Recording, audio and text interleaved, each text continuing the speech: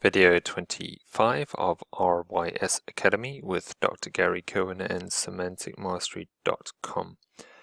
In this video, I'm going to show you some examples of Google Slides that are indexed and ranking in the SERPs. So let's go across to here. So what I wanted to do was, let's start off with the edit sharing. Let's have a look here. Anything particularly interesting? Okay, let's have a look for Android 10 things to know. See if this one's currently ranking for anything. So I'm going to open up a non-signed in version. Let's see what happens here. You're watching live with me. No, not with that one, unfortunately. Can't see it here.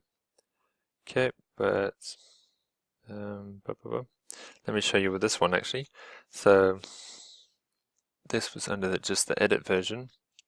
So this is where I referred to earlier about how to make a Google slide. Someone's actually created a document, and let me just show you. So that was using Google Slides, and if I go into the clean one using Google Slides, it's number one out of those 53 million results. So that is exactly the document that I showed you here, and that's how I ended up finding it.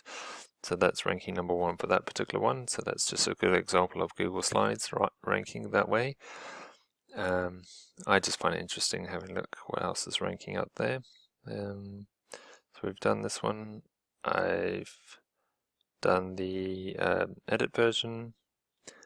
Let me just show you over here. Let's go to sharing. Let's look at the view version. See if I can show you a couple of ones that are ranking under view. Oh yeah, this is the biggie. So this is actually from Google. This is how these are the first ones I started looking for some tips, and let's do that. So I'm actually just going to have it as ways to use Google Apps in the classroom. So ways to use Google Apps in the classroom. Right, here we go. So we've got result number 1, result number 2, result number 3, result number 4. So that those are 1, 2, 3, 4 separate individual Google Slides which are covering the first 4 results in a SERP for that particular term. And let me just show you what they look like. So this is an example of the 40 ways one from the August 2014. So this is actually written by Google. So it just gives you some examples of also how stuff that is ranking is looking, if you want. Google's done this very professionally as they present this to teachers. They've got a link to the actual slide that they're presenting here. So if I open that one up,